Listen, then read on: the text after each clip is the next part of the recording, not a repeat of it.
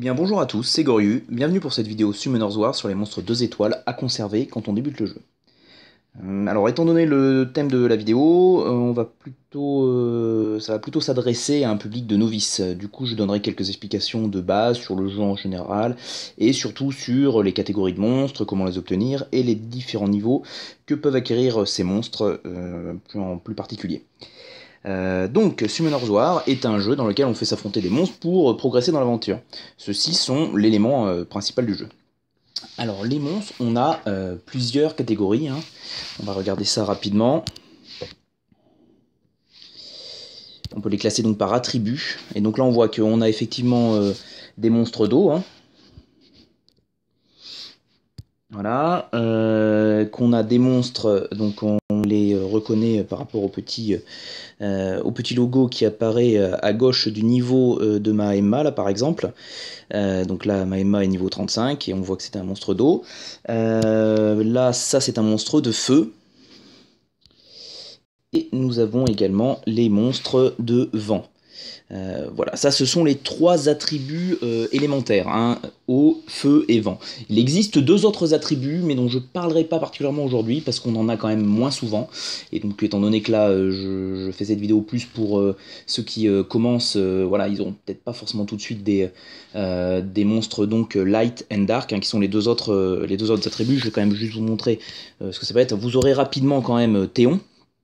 Voilà, et en Dark, bon, par exemple, il y a Veromos, hein, qui est un mob qui sera essentiel à obtenir pour la suite du jeu, mais enfin que tout le monde peut obtenir relativement facilement. Donc les monstres sont classés par leur élément, mais il y a aussi une sous-catégorie. Alors là, par exemple, on voit que Veromos est un monstre de type support. Voilà. On va avoir des monstres de type PV, comme Ramagos, hein, dont on va reparler un peu plus tard. On va également avoir des monstres de type attaque, comme Raok, ici, ou encore des monstres de type défense. Voilà, hein, donc après c'est assez simple, les monstres défense ont une grosse armure, les monstres PV ont beaucoup de points de vie, les monstres d'attaque sont plus faits pour faire des dégâts, et les monstres support sont là pour soit mettre des buffs, hein, c'est-à-dire des améliorations sur notre propre équipe de monstres, soit mettre des debuffs, c'est-à-dire des malédictions, des choses comme ça, sur les monstres adverses.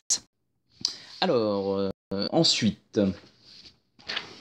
comment obtient-on les monstres, hein, ce qui est quand même assez intéressant. Il y a plusieurs façons. On peut les avoir dans ce qu'on appelle les vélins. Les vélins, on va le voir, ce sont... Voilà. C'est ce type de choses. Donc il y a différents types de vélins. Quand on débute le jeu, ce qu'on va essentiellement obtenir, c'est les vélins inconnus. Et donc les vélins inconnus permettent d'obtenir des monstres qui vont de 1 à 3 étoiles. Voilà, parce que les monstres sont classés également par un nombre d'étoiles. On peut améliorer tous les monstres pour les amener jusqu'au niveau 6 étoiles, mais ils ont un certain nombre d'étoiles de base. On dit par exemple qu'un monstre est 4 étoiles natif, c'est-à-dire que c'est un monstre, quand on l'obtient, il sera forcément minimum 4 étoiles. Donc voilà, alors les vélins inconnus vont permettre d'obtenir les monstres qui vont de 1 à 3 étoiles, et donc bon, c'est ce qui va nous intéresser plus particulièrement, puisque là on va parler des monstres 2 étoiles. Donc les vélins, et ces vélins, alors comment on les obtient? Soit on peut les dropper au cours de l'aventure, hein, en zone, quand on fait des combats, des choses comme ça. Soit on peut les acheter. On les achète ici par exemple, hein, dans les shops de magie. Les shops de magie, je ne sais plus, je crois que c'est le niveau 6 qu'on l'obtient, hein, on peut l'avoir à partir du niveau 6. Alors là, moi j'ai débloqué tous les niveaux de les shops de magie, mais de base on a que les 3 ou 4 premiers qui sont accessibles. Alors c'est assez intéressant de les débloquer rapidement, dans le sens où du coup ça laisse plus de choix à chaque fois que ça rafraîchit, hein, parce que ça, le contenu de les shops se rafraîchit toutes les heures. Les vélins, on peut aussi les obtenir en récompense d'événements, hein. Il y a des événements de façon assez régulière, hein. Les événements on les consulte en cliquant sur l'icône à droite qui s'appelle Event. Là par exemple on voit qu'en ce moment il y a un event pour la Rakshasa Ténèbres, donc je vais y revenir, où on a également en ce moment l'event en rapport avec la mise à jour du service test pour l'arène en temps réel. Alors on va aller jeter un coup d'œil sur celui-ci. Moi je l'ai terminé, mais là effectivement par exemple on voit que pour certains... Attends, enfin on le voit pas bien du coup, mais voilà, au niveau 2, j'ai obtenu 2 vélins, un ou deux vélins, je sais plus. Enfin bref, et là en l'occurrence c'était des vélins mystiques. Les vélins mystiques, juste pour montrer, c'est ceux-là. Et donc les vélins mystiques qui permettent d'avoir des monstres qui vont de 3 à 5 étoiles, donc des monstres qui sont de base quand même beaucoup plus puissants. Ensuite, les monstres, on peut les obtenir encore d'une autre façon, c'est en allant dans ce qu'on appelle un donjon secret, hein, les secret dungeons, qui s'obtiennent en fait en allant, si on va sur bataille, donjon de Kéros. Quand on fait les halls de la magie, hein, hall de la magie, hall des lumières, hall de feu, hall de l'eau, etc., on va obtenir, on peut parfois obtenir l'accès à un donjon secret. Voilà, donc en rapport avec l'attribut hein, du donjon en question. Si là par exemple j'ai fait hall des lumières, c'est un donjon secret lumière qui peut être débloqué. Quand c'est hall de la magie, ça va être un donjon aléatoire. Alors, on peut les obtenir nous-mêmes, mais on peut aussi aller dans les donjons qui ont été débloqués par nos amis, ceux qui ont été rajoutés dans notre liste d'amis. Donc là j'ai cliqué, pardon, j'étais un peu vite. Je clique sur communauté en bas à droite. J'ai ma liste d'amis, donc moi j'ai 50 amis, hein, c'est le maximum. Alors c'est assez intéressant d'essayer d'avoir le maximum d'amis le plus rapidement possible, parce que justement ça va maximiser les chances d'accéder à certains donjons secrets. Bon en l'occurrence là je suis pas bien sûr que... Moi j'en ai pas, et je suis vraiment pas sûr qu'un de mes amis en ait débloqué un, mais si jamais il y en avait un, il faut aller dans donjon secret, dans donjon de Kéros, pardon, et donjon secret. Bon bah là effectivement il y en a pas du tout, ça veut dire que ni moi ni mes amis n'en ont débloqué un. Sinon, on le voit également apparaître dans le chat quand quelqu'un débloque un donjon secret. Est-ce que là il y en aurait eu un récemment? A priori, oui, si, voilà. Là on voit que Spatbard vient de trouver le donjon Lutin Lumière. Et au-dessus on a une autre personne qui a obtenu le donjon Ours de Guerre. Voilà. Alors après, si effectivement il y a un donjon qui vous intéresse, vous notez le nom de la personne. Si vous n'avez pas au maximum de amis, vous essayez de lui envoyer rapidement une demande pour qu'il vous ajoute en ami, et du coup, ça vous permettra d'accéder au donjon en question. Ensuite, on peut également acheter des vélins directement dans les shops qu'on a vu, les shops de magie qu'on a vu tout à l'heure. Et voilà, là par exemple on a vélins inconnus. Bon, je trouve pas très intéressant d'acheter les vélins inconnus. Autant les vélins mystiques, on sait bien, les vélins inconnus, c'est pas tellement une chose à faire, je pense, de les prendre. On peut également dropper des monstres. Hein. Là tout à l'heure je parlais de dropper des vélins. On peut également dropper des monstres en zone. Alors par exemple, tac, si je vais sur bataille, je vais sur la forêt de Garenne. Dans les infos ici, ils me disent que je peux avoir, je vais pouvoir obtenir des runes d'énergie, mais je peux aussi de temps en temps dropper un des monstres qui est listé en dessous.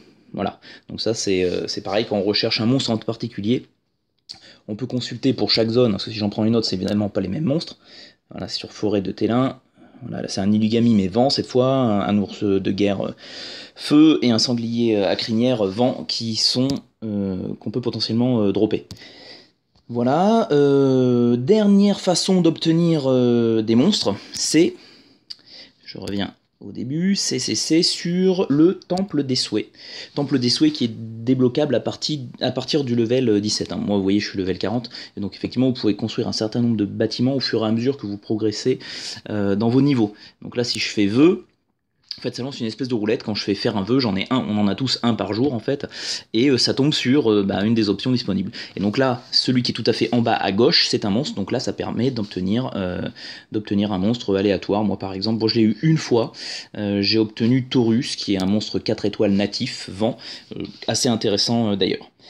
Voilà pour les quelques explications de base. Je vais pas trop en dire en plus, c'est pas forcément très intéressant au stade auquel a priori vous êtes aujourd'hui.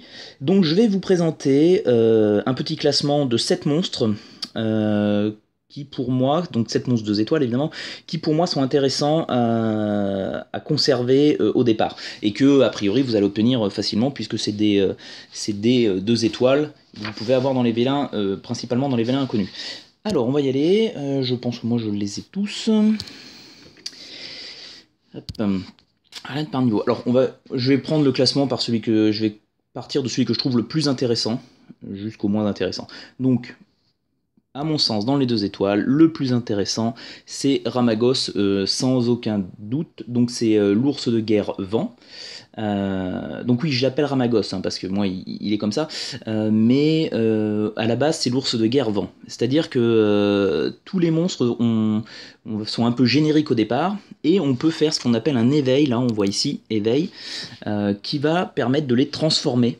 Et quand on les transforme, ils vont acquérir toujours des stats qui vont augmenter, ils vont prendre un nom qui leur est propre, et parfois ils vont aussi acquérir de nouvelles compétences. Et là, en l'occurrence, Ramagos est extrêmement intéressant pour sa compétence, là, coup direct, qui inflige la même quantité de dégâts que tu as subi de l'ennemi et récupère un tour supplémentaire si l'ennemi meurt. C'est-à-dire que l'ennemi va taper Ramagos, il va le taper, Ramagos va baisser en vie. Bon, s'il ne meurt pas, et que son coup direct est disponible, vous le lancez. Si effectivement Ramagos était à 2 doigts de mourir, il va infliger un coup du nombre de PV équivalent à ceux que lui a déjà perdu. Ce qui fait que vous avez de grandes chances de one-shotter l'ennemi sur lequel vous tapez. Du coup, s'il meurt, bah, vous obtenez un tour supplémentaire. Et en plus, moi c'est ce que je fais généralement, dans les aptitudes de Ramagos, il y a flexion qui lui permet de récupérer des PV et d'augmenter sa défense. Donc voilà, on était très bas en vie, on tue un ennemi, on récupère un tour supplémentaire et on peut reprendre de la vie et se mettre en plus un bonus de défense. Donc c'est assez excellent pour tout ce qui est défense de guilde, défense d'arène, ou même des fois, enfin au tout début du jeu, il fait vraiment le café. On peut faire un petit peu tout, avec. Donc celui-ci, c'est même un monstre que vous pouvez monter 6 étoiles les yeux fermés. Alors, je dis pas que ce sera forcément la priorité, hein, selon ce que vous obtiendrez comme monstre au fur et à mesure du jeu, mais c'est très intéressant. Alors il est assez facile à obtenir dans le sens où lui, on peut l'avoir en donjon secret, hein, parce que tous les monstres ne sont pas disponibles en donjon secret, et qu'il est également farmable, si je ne dis pas de bêtises, dans les restes de Shiroka. J'allais dans les infos. Ouais, voilà, on voit que l'ours de guerre vent, il est farmable à cet endroit-là. Bon, alors par contre, les restes de Shiroka, ça fait partie des derniers niveaux du jeu, donc vous allez peut-être pas pouvoir y arriver de suite. Mais bon, j'ai pas trop de doute sur le fait que Ramagos, vous puissiez le récupérer quand même assez rapidement. Alors, je vais revenir rapidement aussi sur un autre point, c'est que donc tous les monstres, on peut les booster avec ce qu'on appelle des runes. Je vais pas m'apesantir là-dessus, parce que déjà il y a un petit guide explicatif déjà dans ce Monorsoir, là dans le jeu. Je vous remontrerai vite fait comment y accéder tout à l'heure, sur les runes. Mais donc par exemple, voilà, quelqu'un comme Ramagos qui, surtout par rapport à son coup direct, qui va infliger donc un montant équivalent de dégâts que ce qu'il a déjà subi, le but c'est de lui mettre beaucoup de points de vie, quoi. Comme ça il va pouvoir encaisser et donner un très gros coup. Donc là voilà, typiquement on va le runer, voilà, je me mets dessus, bon là moi il est pas fini de runer, mais on va le runer plutôt avec des runes énergie qui montent ses points de vie. Voilà, au maximum. C'est un runage basique. Après, il y a plusieurs façons de faire, mais dans un premier temps, c'est un runage basique assez intéressant. Voilà. Ensuite, en numéro 2, encore un monstre vent, c'est Shannon, que je n'ai pas là, elle est dans mon entrepôt. On va aller regarder. Voilà. Elle est là. Shannon, qui est un très bon support. On va regarder rapidement ses compétences. Attaque l'ennemi avec une boule énergétique et augmente la chance de 50% que l'ennemi réussisse un coup glancing pendant 2 tours. Le coup glancing, en fait, ça veut dire que l'ennemi, quand il va vous frapper, il va pas réussir son coup et il va vous faire assez peu de dégâts. Décélération, qui attaque tous les ennemis et réduit leur vitesse d'attaque pendant 2 tours, avec 80% de chance pour chaque cible, donc c'est un pourcentage assez élevé quand même de ralentir les attaques ennemies. Et aussi motivation, qui elle au contraire augmente la puissance de votre équipe, donc augmente la puissance d'attaque des alliés et la défense pendant 3 tours. Voilà. Donc ça c'est également un monstre très très intéressant à conserver au départ parmi les 2 étoiles. Ok, vous pouvez, celui-là c'est pareil, c'en est un que vous pouvez monter 6 étoiles sans souci. Ensuite, en numéro 3, je mettrai Konamiya, qui est le Garuda O. Donc Konamiya, lui c'est un support également. Bon, alors il a ça qui attaque un ennemi avec une chance de l'assommer. Il a ça qui est moi c'est un sort que je trouve intéressant, ça permet de faire rejouer finalement un monstre de notre équipe. Et il a surtout aussi son troisième sort qui va permettre de retirer des effets nocifs des alliés. Et c'est de tous les alliés. Hein. Alors la traduction n'est pas toujours très très claire, hein. Mais il va pouvoir retirer un effet nocif sur tous les monstres de l'équipe. Donc c'est assez intéressant en début de jeu, parce qu'il n'y a pas tant de monstres que ça qui sont capables de le faire. Voilà, surtout en début de game. Ok, donc ça c'était le numéro 3. En numéro 4, bon alors là pour l'obtenir ça va être encore plus simple, parce que de toute façon vous l'avez d'entrée de jeu, c'est Siek, le Cerbère feu, qui lui va permettre de faire des dégâts. Hein, voilà, donc lui c'est un monstre d'attaque. Donc première attaque, il inflige 30% de dégâts, enfin il mord l'ennemi, il récupère 30% des dégâts infligés en PV, pardon. La deuxième, double attaque, qui fait pas mal de dégâts. Bon, c'est du mono-cible, hein, par contre, il fera des dégâts qu'à une seule cible et pas l'équipe adverse complète. Donc mord l'ennemi continuellement et inflige des dégâts importants.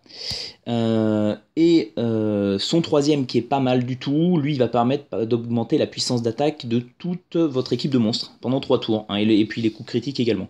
Donc c'est quand même plutôt sympa. Bon, celui-là, le monter 6 étoiles, ça va clairement pas être une priorité, mais bon, voilà, dans un premier temps en tout cas, ça peut aider pour entamer le jeu. Ensuite, on a également d'intéressant l'Arpufeu, Colline. Qui est un très bon support également. Alors on voit qu'il y a beaucoup de supports, hein, mais là on a vu un support vent, hein, le lutin vent Shannon, un support eau, le Garuda eau Konamiya, et donc là maintenant on arrive sur en numéro 5 l'Arpu feu Colline. Donc c'est beaucoup de monstres support, mais en même temps ils sont tous dans un attribut élémentaire différent. Donc voilà, selon si par exemple vous avez oui, parce que ça je vous l'ai pas dit, mais par exemple l'eau est plus forte sur le feu. Le feu est plus fort sur le vent et le vent est plus fort sur l'eau. Voilà, il y a un rapport de force entre chaque élément. Donc voilà, c'est pour ça que c'est intéressant d'en avoir un petit peu dans chaque attribut pour pouvoir pallier aux différentes équipes compositions d'équipes que vous allez avoir en face. Parce que par exemple, si vous vous retrouvez avec en face que des monstres hauts, votre colline, elle risque de prendre cher assez rapidement. Donc là, à ce moment-là, si vous rencontrez que des monstres hauts, ce sera plus intéressant en support de mettre une Shannon, quoi. Donc voilà. Donc elle, qu'est-ce qu'elle fait? Elle attaque 2 fois l'ennemi avec un combo de kick impitoyable. Chaque attaque a 50% de chance de réduire la puissance d'attaque de l'ennemi pendant 2 tours. Voilà, ça met donc un debuff sur l'ennemi. Le dard mortel qui lance des plumes acérées pour attaquer l'ennemi et l'empêche de récupérer des PV pendant 2 tours. Voilà, donc ça aussi c'est pareil, un debuff. Le troisième, danse enflammée, récupère 25% des PV de tous les alliés et augmente la puissance d'attaque pendant 3 tours. Donc là voilà, soin plus buff sur l'équipe. Donc c'est très intéressant également. Je n'ai pas dit, mais pour le lutin vent Shannon et le Garuda au Konamiya, ils sont tous les deux, on peut tous les deux les avoir dans des donjons secrets, hein. Voilà, également, alors le Cerbère feu non, par contre le Cerbère feu, vous l'avez déjà d'entrée de jeu, mais bon, c'est pour une raison ou une autre, vous en vouliez un autre, on peut également l'avoir en drop dans le volcan de Fémon. Voilà. La harpe feu qu'on vient de voir, elle, on peut également l'obtenir en donjon secret.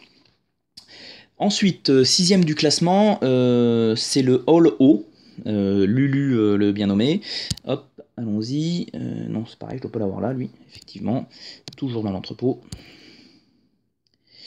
Voilà, il est là. Donc All O, encore un support, mais bon, les supports c'est quand même c'est des monstres assez intéressants, quoi. On a besoin dans toutes les équipes. Attaque l'ennemi ciblé, augmente ta jauge d'attaque de 30%, bon là ça permet de faire rejouer plus rapidement. Supprime tous les effets nocifs d'une cible alliée, alors là il enlève tous les effets nocifs mais d'une seule cible, hein. Et récupère tes PV et les PV de la cible de 20%, voilà, il va soigner donc la cible du soin plus Lulu, il va soigner lui-même. Et là, retire 2 effets nocifs de tous les alliés et redonne 20% de PV à chacun. Voilà, encore un monstre support haut très intéressant à conserver. Donc pareil, hein, pour ceux-là, c'est pas... Enfin, mis à part finalement le Ramagos et puis Shannon, qu'on peut monter 6 étoiles les yeux fermés. Les autres, bon, c'est à voir selon ce que vous dropperez au fur et à mesure du jeu. On peut obtenir le All O soit en donjon secret, soit dans les ruines de Hideni, hein, donc qui est une zone de la partie aventure du jeu. Voilà, on va maintenant passer donc au 7e et dernier monstre de ce classement, qui est alors celui-ci. Pour le coup, en fait, je l'ai découvert hein, finalement en préparant un petit peu cette vidéo, parce que bon, ce que je vous donne là, c'est par rapport à mon expérience et par rapport à ce que j'ai pu glaner sur internet, et donc justement, et pour vous éviter de passer à côté de certains monstres. Donc moi, par exemple, celui-ci, j'étais passé à côté, donc au final, j'ai pas eu trop l'occasion de le tester, parce que là, vous allez voir, du coup, je l'ai gardé là. Bon, dès que j'aurai 5 minutes, j'essaierai de monter. Là, pour l'instant, j'ai pas fait grand chose. C'est donc le Cerbère O. Qui s'appelle Tark, une fois qu'on l'a éveillé, qui est également un monstre d'attaque, mais là, cette fois-ci, un monstre d'attaque haut. Alors, au niveau de ses compétences, on a morsure également, hein, c'est la même que celle de Siek, le Cerbère Feu. On a en 2 embuscade, attaque l'ennemi et augmente la vitesse d'attaque pendant 2 tours. L'impact augmente en fonction de la vitesse d'attaque. Donc là, du coup, on voit bien que ça va être intéressant de le runer plus sur de la vitesse. Et donc là, quand on l'éveille, on obtient en plus chasse de groupe qui attaque férocement en coopération avec 2 alliés. Voilà, il va faire une attaque, il va attaquer lui un monstre, mais il va aussi entraîner dans son attaque un de ses coéquipiers. Voilà pour le classement des 7 monstres 2 étoiles intéressants à conserver. Je vais ajouter à ça quelques monstres 2 étoiles qu'il peut être intéressant de mettre de côté, mais alors là c'est pas tellement pour les jouer, c'est plus en fait pour la fusion. Alors qu'est-ce que la fusion? Je vais vous en parler rapidement. La fusion, voilà, ça se passe avec ça, avec l'hexagramme de fusion qu'on obtient au niveau 17. Oui, d'ailleurs, tout à l'heure, je crois que je me suis trompé, je dis temple des souhaits niveau 17, non, c'est niveau 7, on l'obtient beaucoup plus tôt dans le jeu. L'hexagramme de fusion, lui, c'est au niveau 17, donc déjà, il faut avoir un petit peu joué pour l'obtenir. Alors c'est quoi? Ben en fait on va pouvoir obtenir les monstres que là vous voyez sur la droite, on va pouvoir les obtenir en fusionnant plusieurs autres monstres. Hein, on fait un peu une recette de cuisine là sur le coup. Donc par exemple, si vous voulez Véromos, hein, globalement si vous en avez un à faire, ça va être celui-ci, hein, qu'il va falloir focaliser, mais alors ça va être relativement long, parce qu'on voit que pour faire Véromos, il faut avoir obtenu argent. Il faut l'avoir mis 5 étoiles niveau max éveillé, voilà. Il faut avoir Akia en 5 étoiles niveau max éveillé. Il faut avoir Miken, pareil que les autres, et également Kumae, voilà. Donc, mais quand on vient là, une fois qu'on a ces 4 éléments de base, on vient ici, il faut 500 000 gemmes pour pouvoir effectuer l'opération, mais après on obtient Véromos, qui est un monstre 5 étoiles natif, quand même extrêmement intéressant dans n'importe quelle situation. Voilà, alors là par contre, tous les éléments qu'on vient de voir là, on peut également les faire hein, dans l'hexagramme de fusion. Voilà, donc par exemple argent, on l'a ici. Pour faire argent, on voit qu'il va falloir un minotaure vent, qu'il va falloir un homme lézard vent également, qu'il va falloir une armure vivante feu, et qu'il va falloir un lutin eau. Et donc voilà, c'est pour ça que je vous disais qu'il y a certains autres monstres 2 étoiles intéressants à conserver, si vous avez de la place. Hein. Bon, après, si vous n'avez pas de place, de toute façon, il y aura certainement possibilité de les récupérer sans que ça soit trop compliqué, plus tard dans le jeu, mais voilà, tous les 2 étoiles qui entrent dans la composition de certains monstres fusion, je vais vous les lister également.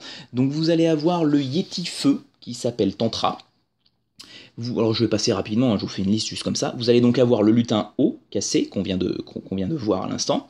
Vous allez avoir le diablotin haut, qui s'appelle Fine, le diablotin feu, qui s'appelle Kogma, la salamandre vent, qui s'appelle Lucan, le hall vent, qui s'appelle Chichi, et la harpue vent, qui s'appelle Seal. À savoir que tous ces monstres-là on peut les avoir dans des donjons secrets. Voilà, donc bon, normalement, c'est pour ça que je vous dis, ça va pas être extrêmement compliqué de les obtenir. À noter que la salamandre vent, on peut l'avoir en drop aussi dans le désert de Tamor. Juste, je reviens également sur des monstres du classement que je vous ai fait précédemment, qui sont également utilisés pour la fusion, comme le Cerbère Feu. C'est pour ça que tout à l'heure je vous ai précisé que vous pouviez, même si vous l'avez d'entrée de jeu, vous pouviez le récupérer aussi au volcan de Fémon en drop. Donc le Cerbère Feu est également un élément de fusion, ainsi que le Garuda eau. Voilà, donc voilà tout ce que j'avais à peu près à vous présenter comme monstre 2 étoiles à garder quand on commence le jeu. Donc il me reste simplement à vous remercier d'avoir suivi cette vidéo et à vous dire à bientôt, j'espère, dans l'incubateur de Goryu. Au revoir.